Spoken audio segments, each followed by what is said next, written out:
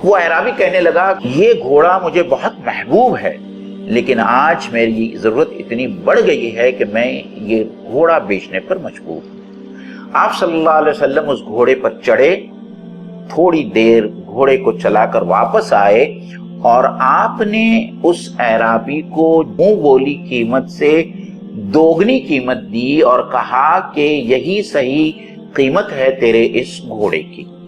اور جب وہ جانے لگا تو آپ صلی اللہ علیہ وسلم نے اس اعرابی کو واپس بلایا اور وہ گھوڑا اس کے حوالے کر دیا کہ یہ میری طرف سے تمہیں تحفہ ہے۔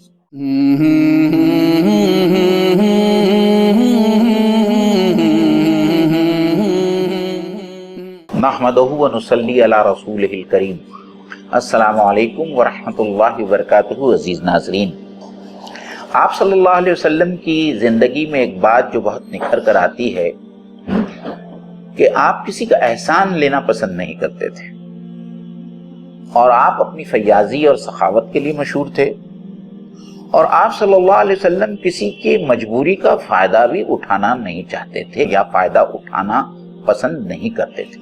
ہجرت کے وقت جب سواری کی ضرورت محسوس ہوئی تو حضرت ابوبکر صدیق رضی اللہ تعالی عنہ نے اپنی ناقہ پیش کی، آپ نے اس کی قیمت ادا کی اور مفت میں اس ناقہ کو لینے سے انکار کیا۔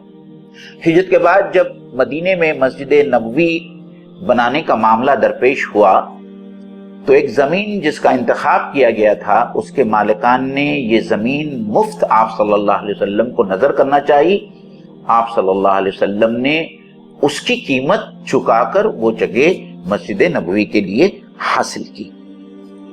ایک روایت میں آتا ہے کہ ایک اعرابی آپ کے پاس میں آیا، اس کے پاس میں ایک بڑا اعلیٰ نسل کا گھوڑا تھا اور کسی مجبوری کی وجہ سے وہ اس گھوڑے کو بیچنا چاہتا تھا۔ وہ آپ صلی اللہ علیہ وسلم کے پاس میں پہنچا اور کہا، اے اللہ کے رسول، کیا تم اس گھوڑے کو خریدنا چاہو گے؟ آپ صلی اللہ علیہ وسلم کو گھوڑا بہت پسند آیا۔ آپ نے کہا کہ کیا قیمت لوگے؟ اس نے ایک قیمت بتائی۔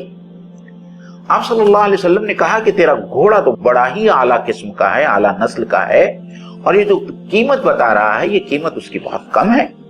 وہ اعرابی کہنے لگا کہ اے اللہ کے رسول صلی اللہ علیہ وسلم، اس وقت مجھے پیسوں کی بے حد ضرورت ہے، یہ گھوڑا مجھے بہت محبوب ہے، لیکن آج میری ضرورت اتنی بڑھ گئی ہے کہ میں یہ گھوڑا بیچنے پر مجبور ہوں۔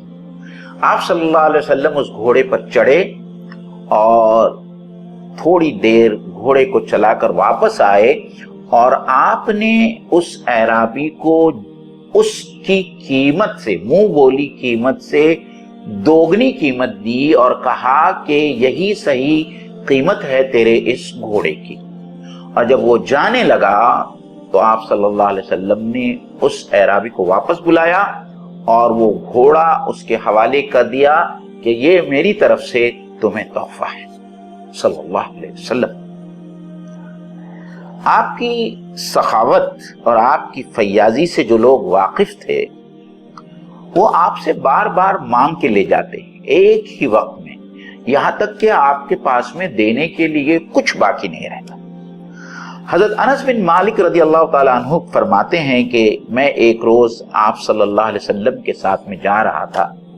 اس وقت آپ صلی اللہ علیہ وسلم نجران سے آیا ہوا ایک بہت ہی خوبصورت کرتا پہنے ہوئے تھے کہ یکایک ایک بدو پیچھے سے آیا اور وہ آپ صلی اللہ علیہ وسلم کا کرتا پکڑ کر گھسیٹنے لگا کہ اللہ نے تجھے جو دیا ہے وہ مجھے دے۔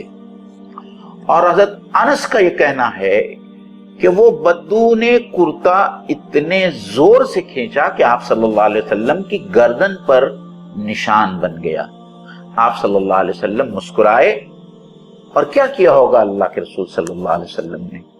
آپ نے وہیں اس بدو کو بٹھا کر اپنا کرتا نکالا اور اس کو دیا، اور نہ صرف کرتا دیا، حضرت انس بن مالک رضی اللہ تعالیٰ عنہ سے یہ بھی کہا کہ تھوڑا سا کچھ صدقہ لے آؤ اور اس کے حوالے کرو تاکہ اس کو ساتھ میں صدقہ بھی مل جائے۔ عزیزان گرامی، آپ کی سخاوت، فیاضی اور میزبانی صرف اپنوں تک محدود نہیں تھی، جو وفود مسجد نبوی میں آتے اور جو وفود آپ صلی اللہ علیہ وسلم کے گھر میں ٹھہرتے، ان کے ساتھ میں بھی میزبانی کا آپ صلی اللہ علیہ وسلم کا یہی معاملہ تھا۔ یہاں تک کہ مشرک اور کافروں سے بھی آپ اسی طریقے سے معاملہ کرتے تھے۔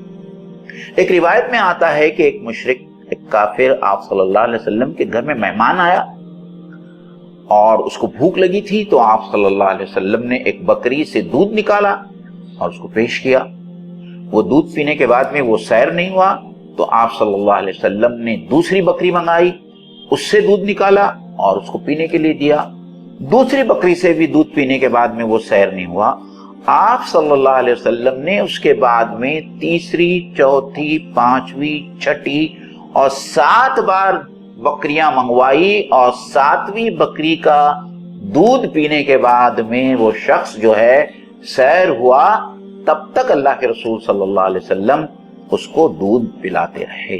یہ معاملہ تو آپ صلی اللہ علیہ وسلم نے ایک مشرک، ایک کافر کے ساتھ میں کیا، اور آپ کی فیاضی اور آپ کی میزبانی صرف آپ تک محدود نہیں تھی۔ آپ نے اپنے اہل خانہ کو جو تربیت دی وہ اپنے آپ میں ایک مثال تھی، اور یہی وجہ تھی کہ جس طریقے سے آپ فیاض تھے اور جس طریقے سے آپ میزبانی کرتے تھے، جس طریقے سے آپ سخاوت کرتے تھے، آپ کے گھر والے بھی جو ہے اسی طریقے سے سخاوت کرتے تھے۔ ایسا بہت کم ہوتا تھا، لیکن ایک بار ایسا ہوا کہ آپ صلی اللہ علیہ وسلم کے گھر میں ایک بکری ذبح کی گئی۔ آپ صلی اللہ علیہ وسلم دوپہر کو جب گھر پہنچے اور حضرت عائشہ رضی اللہ تعالیٰ عنہا سے پوچھا کہ آج جو بکری ذبح ہوئی تھی اس میں سے میرے لیے کچھ پیش کرو کھانے کے لیے۔ حضرت عائشہ رضی اللہ تعالیٰ عنہ فرماتی ہے کہ اللہ کے رسول، اس بکری میں سے کچھ بھی باقی نہیں بچا، میں نے سب اللہ کی راہ میں دے دیا، سوائے اس شانے کے گوشت کے جو آپ کو بہت پسند ہے، اور وہی شانے کا گوشت میں نے آپ کے لیے رکھا ہے۔ آپ جانتے ہیں کہ اللہ کے رسول صلی اللہ علیہ وسلم نے حضرت عائشہ کو کیا جواب دیا، اور یہ تھی آپ کی تربیت۔ آپ صلی اللہ علیہ وسلم نے حضرت عائشہ سے کہا، اے عائشہ، تو نے جو کچھ اللہ کے راستے میں دے دیا وہ سب بچ گیا، اور جو تو نے میرے لیے رکھ چھوڑا ہے وہ ختم ہو جائے گا، اور بکری کا وہ گوشت جو تو نے اللہ کے راستے میں خرچ کر دیا یہ سب جمع رہے گا، اور آخرت میں اس کا اجر اللہ تعالی ہم کو ضرور بالضرور دیں گے۔ اللہم صلی علی محمد وعلی آل محمد کما صلیت علی ابراہیم وعلی آل ابراہیم انک حمید مجید۔ اللہم بارک علی محمد وعلی آل محمد کما بارکت علی ابراہیم وعلی آل ابراہیم انک حمید مجید۔ صلو علیہ صلو علیہ صلی اللہ علیہ وسلم۔